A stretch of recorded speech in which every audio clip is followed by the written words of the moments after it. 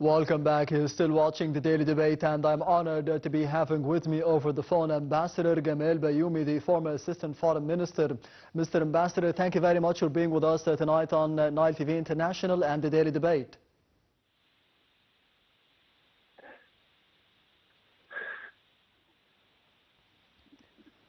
Ambassador Gamal Bayoumi, can you hear me? Yes, hello, how are you? Hi, I'm fine, thank you.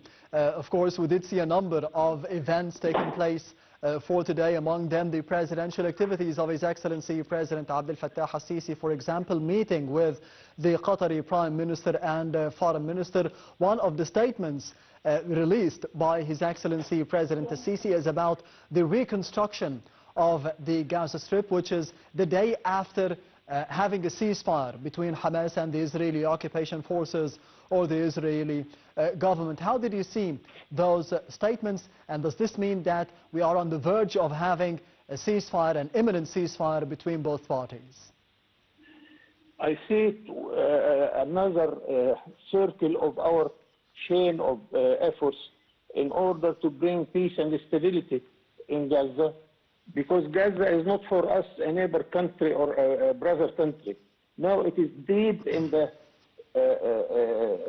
security and the responsibility of Egypt towards its own security and safe.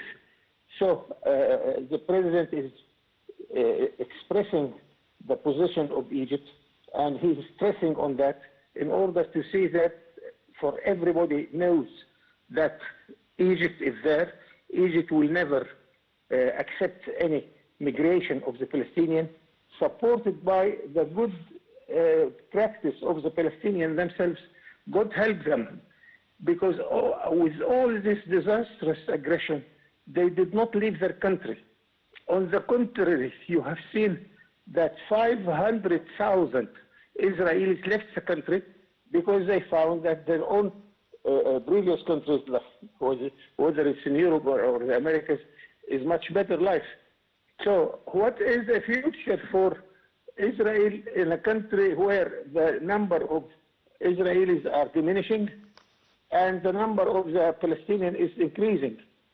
Then those who are calling on the two-state solution, as a matter of fact, they are putting in mind the future of Israel itself, because if it is one country, one day to come, the Arabs, the Palestinians will exceed the number of the Israelis. Then what? Then what? So we have a very clear policy. I am proud of it. I am following it day by day, even hour by hour. Our President doesn't save any energy to help the situation. Every day he is receiving other foreign guests or talking to them or receiving phone calls. So we are making a sort of international refusal of this war, this silly aggression of the Israelis. We have our victory in the United Nations General Assembly with 154 countries voted for to stop the war. In the Security Council, it was an amazing situation where out of the 15 members of the Security Council, 14 members voted for to stop the war, except the Americans, and this is very strange, refused to stop the war. So we have a double standard policy, double-faced policy from the United States, and we have to live with this. And we have to continue resisting with the Palestinians and give them whatever they want. And as you rightly said, the Egyptian initiative to rebuild the premises of Gaza, it is our initiative. We shall support it. I want to say also something positive there, that the European Union told us that they are telling Israel that any destroyment of projects which was financed by the European Union in Palestine, if it is destroyed by the Israelis, they will reduce the cost of this destroyment from the assistance they give to Israel. So this is how we are looking to the situation. One thing I am a little bit worried about that is the Egyptian and the Arab public opinion. They are not happy that we are using a sort of very soft diplomacy. Yes, we are going to use very soft diplomacy. We are not going to start a war against America, and because we cannot afford it. Nobody can afford to be in a war with the United States.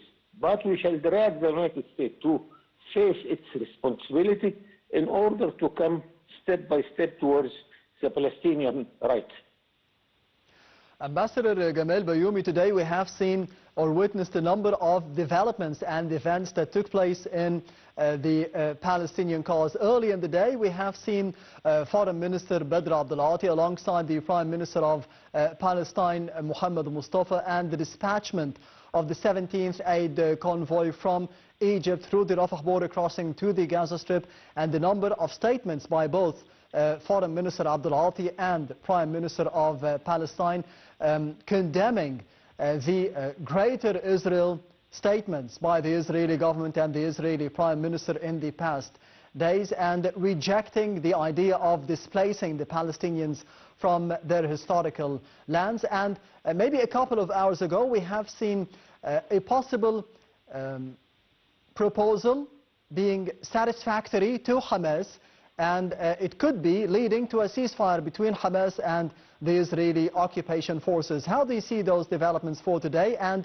the efforts of Egypt on the humanitarian and the political level to be mediating a ceasefire between both parties? First, I would like to say that Dr. Badr Abdulati is one of our diplomats who knows all the details of the Palestinian question and the Israeli aggression.